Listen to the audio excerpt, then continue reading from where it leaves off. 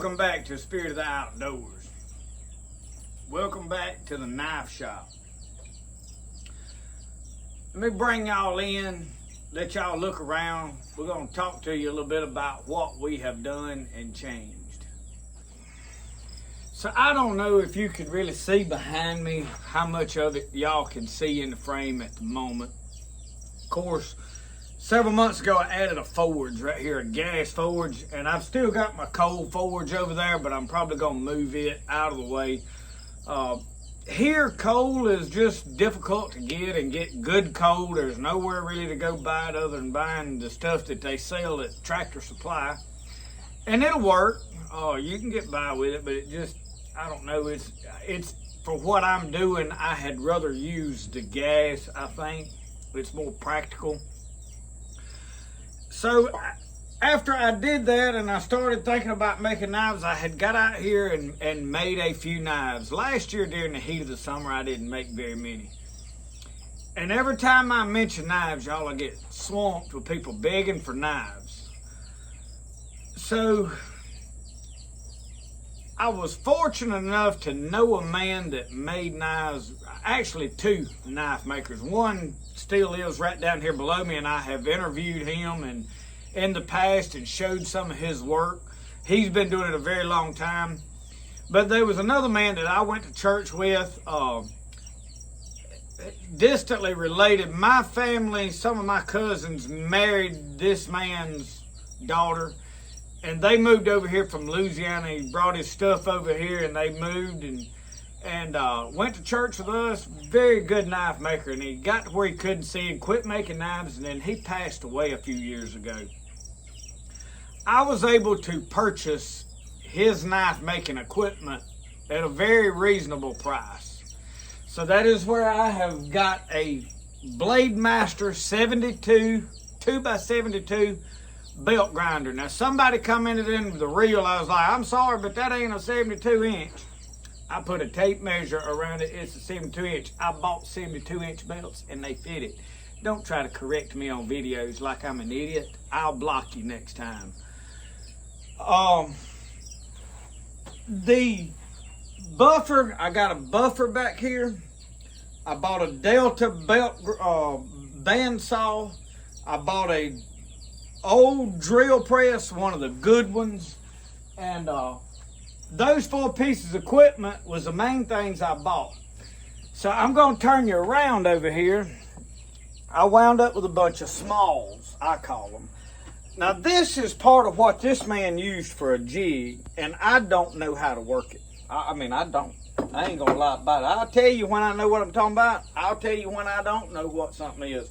So all these parts and pieces, we're assuming because we looked and looked and looked and there was no more jig stuff there. I was really looking for his jig that he used with his belt grinder.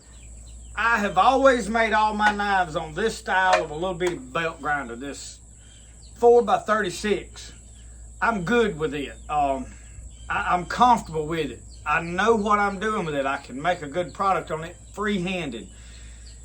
This upright belt grinder is a new curve for me. So I am not used to this vertical grinding. This is a really good variable speed belt grinder. This is got a Baldor motor on it. And I've got several belts. I have some more ordered, different grits. I got a learning curve with this, so I've got to get me a jig. Probably gonna buy one unless I figure out how that stuff works. That man, I don't know how he was doing it. He was very good at what he did. So today I went to Lowe's. I have got to bring power down here to plug all this stuff up. Right now I can run it all, but I went to Lowe's and went ahead and got me an external box, and we're gonna mount this box over there, and well, we're gonna actually mount it this way, where the wire comes down and goes through the ceiling rafters from in there. My breaker, I'm gonna put a 30 amp breaker and come down here and run this one plug, and then I may eventually pull these plugs out into it to run the rest of the stuff, but I've got to get this on a separate breaker, so I went and bought breakers and plugs and the stuff to do that with, and I'm going to do that later this evening. But this belt grinder is a a very good belt grinder, and I am not used to it. I have ground a little bit on it. So as I was getting to, let me show you the other two pieces of equipment up close. I know everybody wants to see, and I'm a mite proud of it because I ain't never had no bunch of good tools to do a lot of good work. I have worked with bare minimal stuff. And then here in a little bit, I'll tell y'all all about why and what's going on. So I did put a new band on there. There was the saw blade that was on there. I cut through a piece of oak this morning, and it was burning through it. It was smoke coming off of it. I mean, you know, it looked like we was over here trying to rub two sticks together and start a campfire. So we got this new blade on there. It's ready to go. Now this thing here, I have still got to change this switch out right here. I was sitting up there yesterday morning drinking coffee with my wife on the front porch before church. It was quiet. Roosters was crowing. Birds was chirping. About that time I heard, brrr. I come walking down here and this thing was just a running. I said, well, sir, you making you a knife? And I figured it was the man that used to own this. There's a ghost in here making him a knife. But what it is, that switch right there was bad, and I'm going to have to replace that. So that's got it. And I've got a switch. So I got a drill press now that I can put the holes in those saw blades I'm using are very hard. This drill press makes it more possible to drill a hole without burning up a drill bit. I pulled the trigger too heavy, so I had to gear this down to the very lowest setting so it ain't turning so fast. And then the buffer that I've always had, and it's got a grinding rock on one side of the buffer. It ain't that great. Right here, and it is a stand-up. I'm not sure if this was bought this way. I think this man built this. And then I got two of these bars of compound. I've got another bar or two up yonder. And this guy forward this, I ain't sure about what this wheel does. Some of y'all that are experienced in this may can tell me this is it almost looks like a block of wood, but it is some type of buffer. Somebody could probably tell me exactly what this for.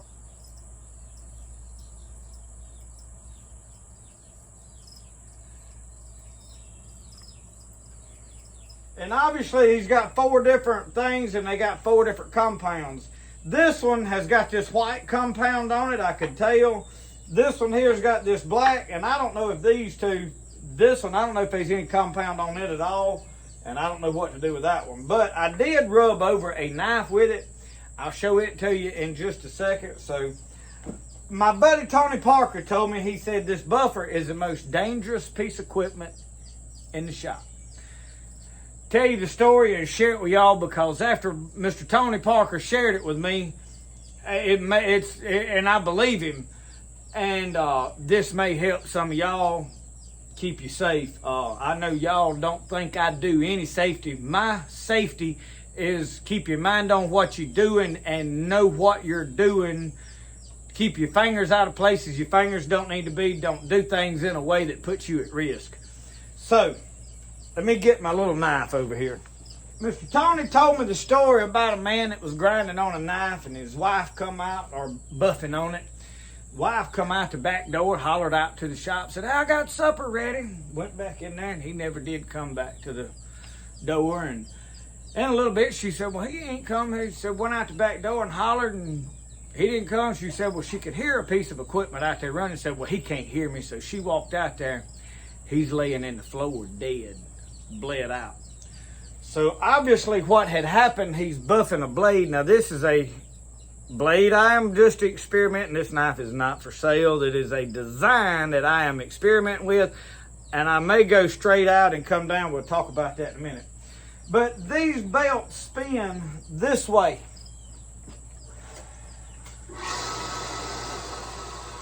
So if you set up here and start buffing on the top of that and it hangs, that is going towards you. So you buff on the bottom down here. That way if it grabs it, it throws it away from you. Apparently the man was buffing on the top of it and it buried a knife up in his sternum right here. So I just wanted to share that story with y'all because it may keep somebody safe one day. I know y'all don't think I care anything about safety, and I don't like safety equipment. I do wear my glasses when I'm grinding on stuff. Okay, back to the smalls. We was talking about the jig stuff. This is a design I am working on. May use this one. And then again, I may use that one. I don't know yet. I also worked on this design of a blade, and I copied it off of an old kitchen knife. It's like a paring knife, but that sharp point is great for first cuts when you start at the back leg of an animal and come down when you're skinning coons, foxes, all this kind of stuff from trapping. They call it a first cut knife. So that is kind of what I designed that for, and I made these two out of a different type of steel saw blade than what I have been using. Don't know if it's going to hold up. I'm going to use them a while and see if it will work for a knife. I kind of got my doubts, but from my testing, it might be all right. It's not going to be as good as what I've been doing. So I got this. This has got a Baldor motor on it. I don't know if it works. This is like a 2 by, I don't know, maybe 36. It's probably, I don't know, maybe 2 by 40 something. I'm not real sure what this grinder is. I really ain't even sure if it works. I hadn't even, we might as well, while y'all watching, plug it up and see if it comes on. It was just sat there on the floor, and the man said, if you want it, get that too. I was like, okay. So, I don't know, the plug end's bent.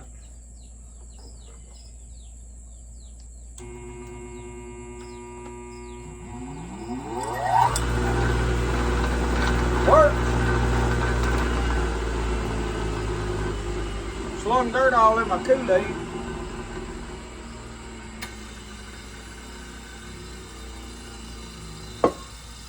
Well, so we do have another working piece of equipment. I need to find some belts for that. It's got to have some work, so I'm going to set it down over here out of the way for now. Look at this little bitty anvil, y'all. I was proud to get that. And the thing you can't see is I did get another vise. I've already mounted that, been using it. And then I picked up, well, here's one more thing. This is the Personalizer electrochemical marking kit. This is one of them in etchers. It's got the little pad on it and the other hooked it to the blade, and you can put the salt water and stuff. So I need to get me some logos, and we may can experiment with that, but it was cool to get that. Wound up getting a few brazing rods he had. I got a fistful of them. Brass rods that he had left over, and bolster bars pieces. A little bit of blade material.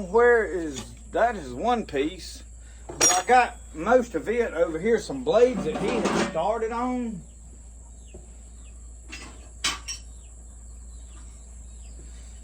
There was about 3 blades out of, I don't know what kind of steel any of it is. Stuff that he had started working on and had not. So I will eventually finish these out at some point in life. I got a couple of pieces of wood. I got a little bit more black walnut from another guy, and a big board that I don't. This is some kind of piece of wood that we're not sure, think it could be mahogany. We don't really know. I am going to cut me some pieces off of this end here and see what I do with it.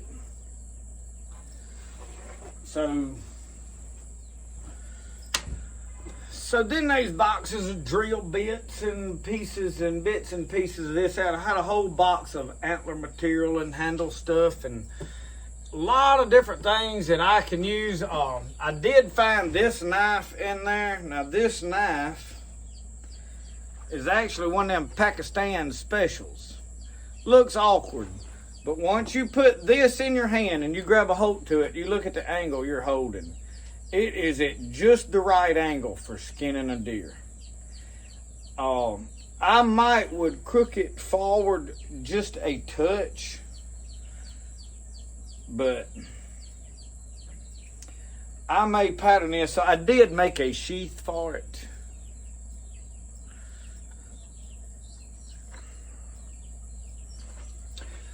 So I have been playing for the last couple of days. I've drew out, this may be like the design I run with as far as a knife. I don't know. We are looking at designing some type of a short knife that can be worn as a neck knife, just something small. I mean, we're all huge fans of this knife here. We'll see, this would be very, very small, but bigger than the patch knife, because I want to come out with a couple of new designs of knives. I don't want no whole slew of designs, because a lot of what I'm going to do is I'm just going to make odd nail one-off knives as I want to, and then say, hey, here's this knife for sale, because I want to be able to experiment with a rawhide sheaths, rawhide wrapping, fur wrapping. I want to do some artwork to what some of my knives are, and then back off and have basic knives that we sell at the cheaper price, $150, something like that. So what is happening? I'm not shutting down Southern Mud Pottery, but we are backing out of it. I don't no longer want to do wholesale stores. It hasn't been selling very well the last 6 months because of the economy. The economy could get better. The economy could get worse. We don't know. I enjoy making the knives more. I want to work on Spirit of the Outdoors stuff instead of Southern Mud Pottery.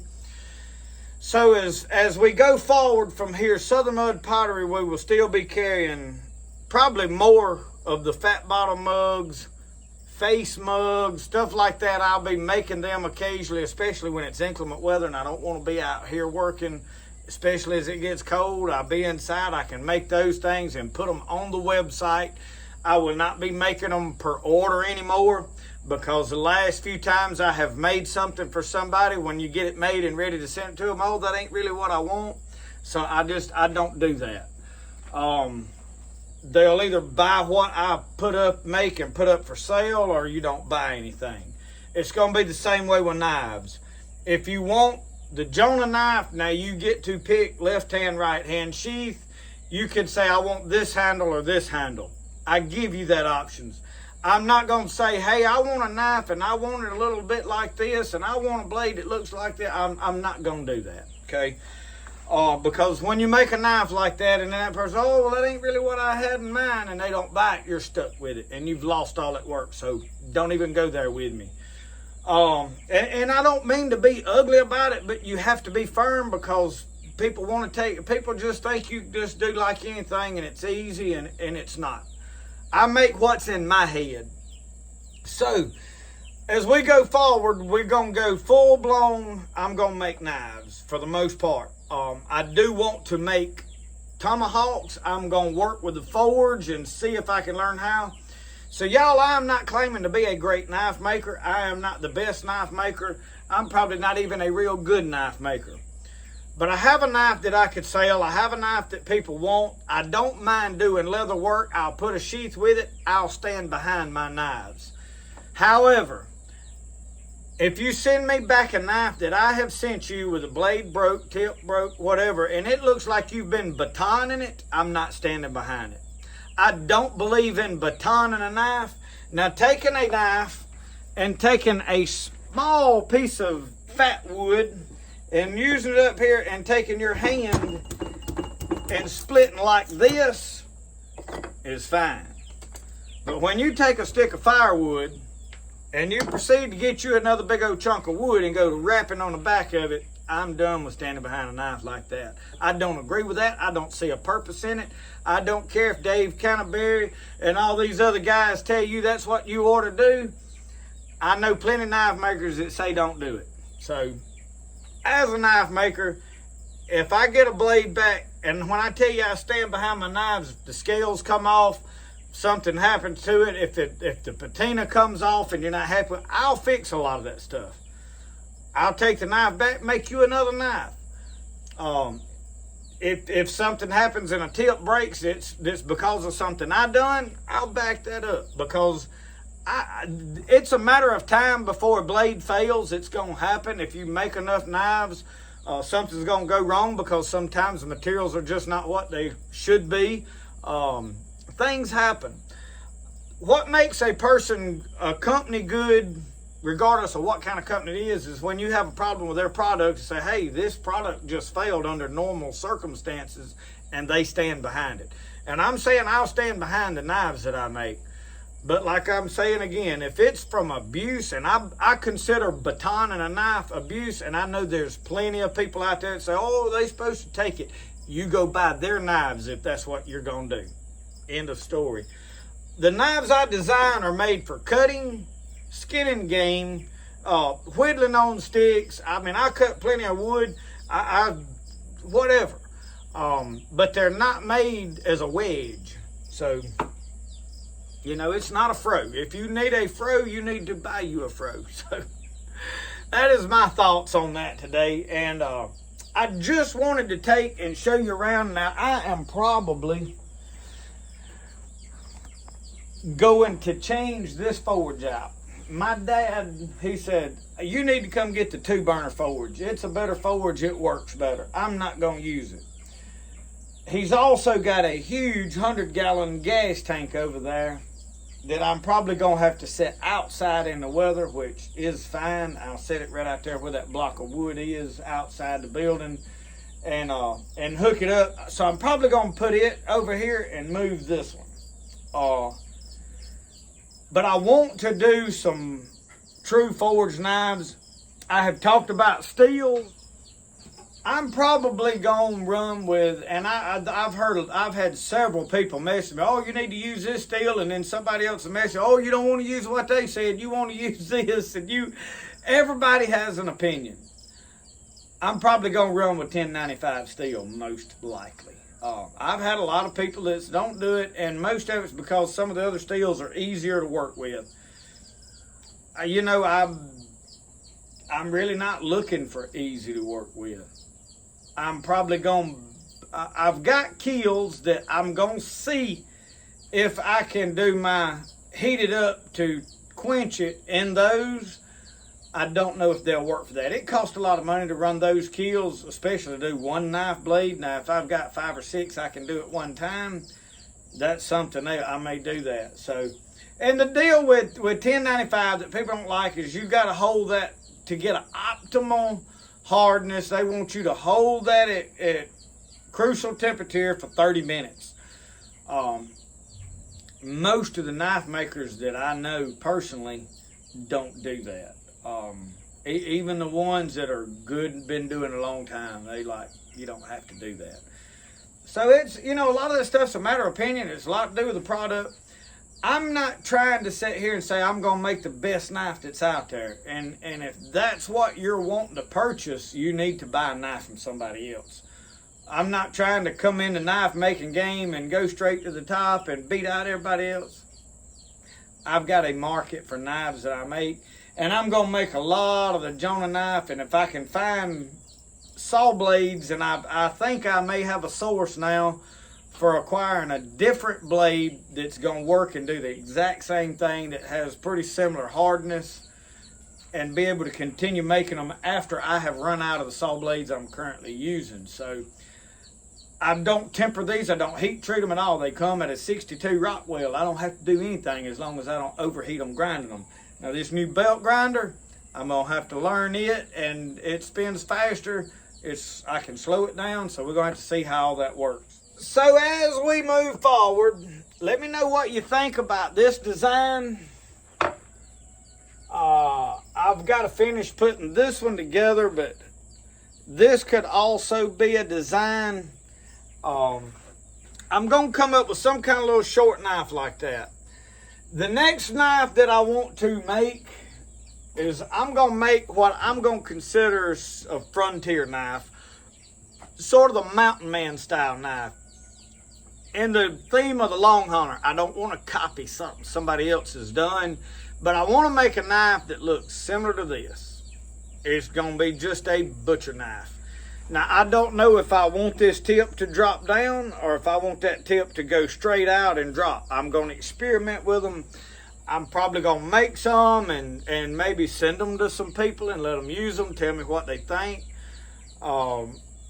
Give me your opinions on it. I don't know how long I want them, how long I want the handles.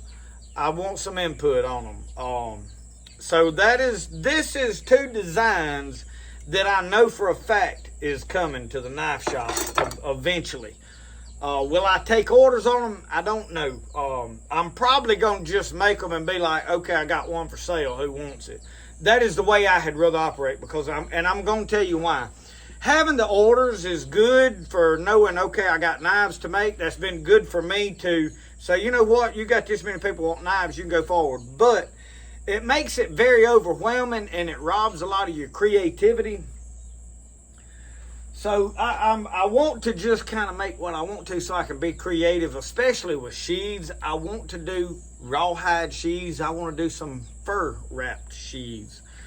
Native American looking stuff, frontier looking stuff. I want to create something that looks good, that's, you know, that you can have something that everybody else ain't got one like.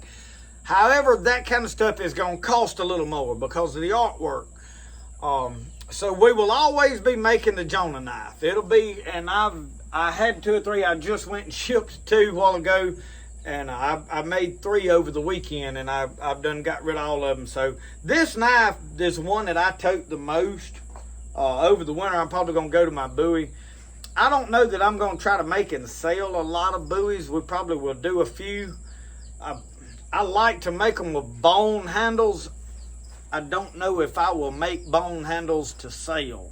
And the reason is they break very easily, and it's hard to stand behind them because all it takes is one person to drop it somewhere and boom, it's gone.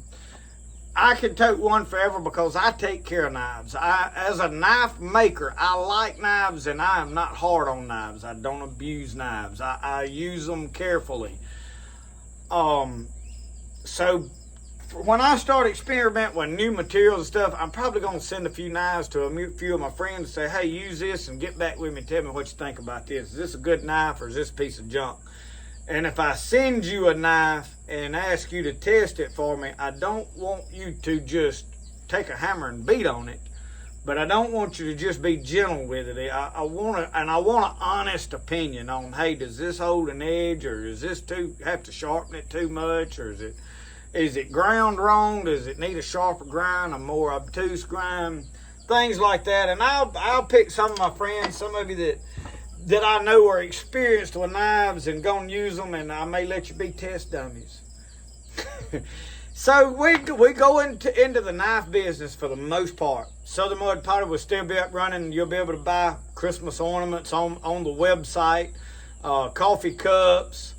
A few basic things will be on that website that you can buy on Southern Mud Pottery, but as far as the wholesale, I'm ready to back away from it.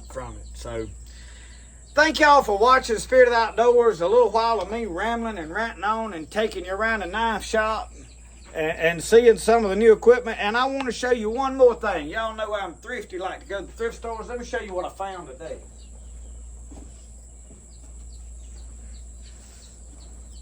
Because I try to make like 2 trips of town a week to ship knives and pick up the things I need. I had to have bandsaw blades. I had to go pick up this buffer and to get the rest of this equipment that I picked up. I had to go by and get some mule tape from my buddy, Mr. Donnie Page. Give me a milk jug full of this mule tape, and that's going to go on the TP. I haven't abandoned that project. I just ain't had time to work on it because all this transition and Brody's birthday and all kind of stuff going on. Last week was crazy. But look at this. We was in the thrift store, and I can already see there's some holes in there. But y'all, I paid $5 for this bundle. $5 and got a leather belt to boot. Now, I don't know for 100% fact what this even is. I mean, obviously there's a blanket. So,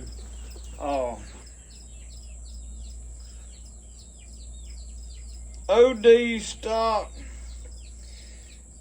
This is 65% wool, 25% reprocessed wool and 10% reused wool, so it is 100% wool. I don't know exactly what size. Does it say right there? Oh, let me look.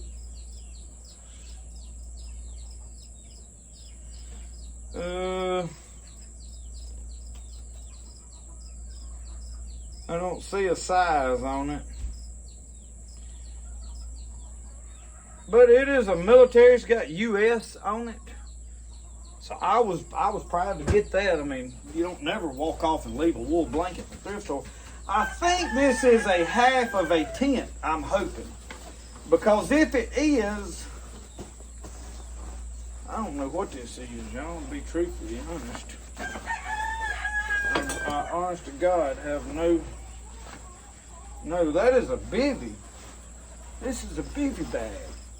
This may have a dead burn sleeping bag in it. I don't know what's something down. I believe there's another wool blanket in here.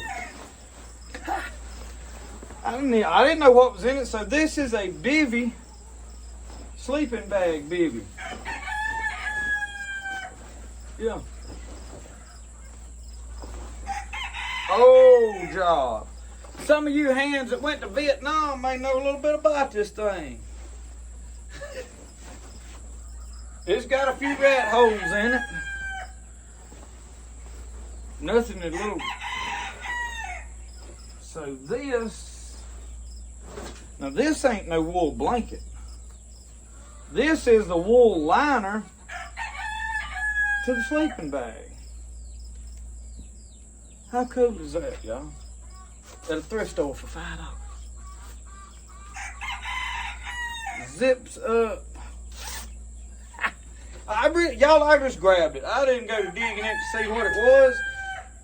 And I'm only 40-something years old, so there was no way I was going to know what it was. Some of y'all would have knew right off the bat, wouldn't you? I was thinking it may have been one of those old tents. You know, the tent has, but I knew it didn't look exactly right for that, but I wasn't sure. Well, we might have to go camp out with that one night just to see how warm it is. It might burn up right now with it. So anyway, y'all, thank you for watching Spirit of the Outdoors. Remember, I'm talking. They don't like to let me talk much. They're a little preachy. I guess that's why they're here. They like me. Thank you for watching Spirit of the Outdoors. Remember, the best way to do things is the way you like to do it. Y'all have a good one. We'll see you next time.